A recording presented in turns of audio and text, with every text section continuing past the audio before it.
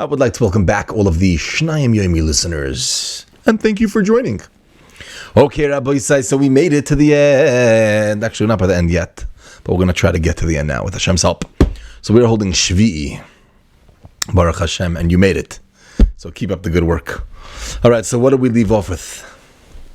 Anybody? All right, so we left off with the fake news.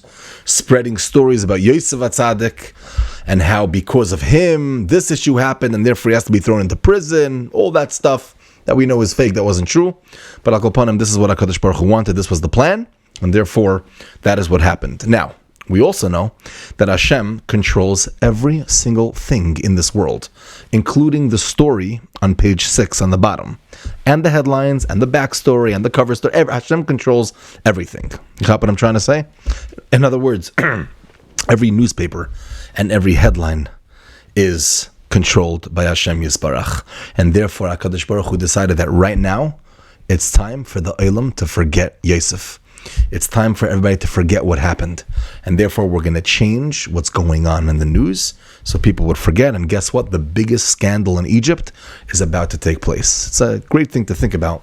You know, when it comes to politics and all of the things in the world, just remember that Hashem controls everything. Don't think like this is happening because of this. And no, it's because the headlines. Hashem controls the headlines. But anyways, what was the scandal? So the baker and the cupbearer, these are two people that are very, very close to the king Pare, the king of Egypt, which is the powerhouse of the world at that time. And obviously Pare trusted them very much. They sinned against Pare. One of them, there was a fly in the wine, and one of them, there was a stone in the bread. And this is a huge scandal.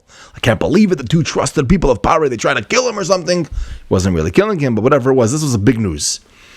Imagine one of these countries, like with the dictators that we have today, imagine what would happen if they found a fly in their food, you know what I'm saying? Or a stone. They'd be killed. So it's a pretty crazy story.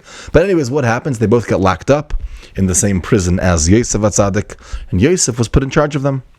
After a year of being there, each one of them has a dream, and that happened on the exact same night. Okay, the next morning, Yosef sees them, and he sees that they're down. He sees like their heads are down and they're downcast. And he says, why are you down? Like, what's going on, guys? We're here in prison. Exactly, we're here in prison for a year. No, but that's not really what they said. They ended up saying the reason why we're down is because we had a dream. Each one of us had a dream, and there is nobody to interpret these dreams for us, and they're very scary. We know it's real, but we don't know what to do. So Yosef said, there's no need to panic. Who's the one who controls all dreams? HaKadosh Baruch Hu. Hashem is the one. He's the one who knows the dreams. Tell them over to me, and b'siyata d'shmaya, with the help of Hashem, I'll be able to tell you what these dreams mean. What's the explanation? And that's what happened. Each one tells Yosef HaTzadik what the dream is. Yosef listens and he interprets each one accordingly. Now to the cupbearer, he tells him, you're going to end up going back to your job. Everything's going to be fine. You're going to be forgiven in 3 days' time. And to the chief baker, he said, you're going to be killed. And obviously there were very, very deep things in the dreams that were about Klal Yisrael, Yosef. You can take a look at the Midrashim if you want.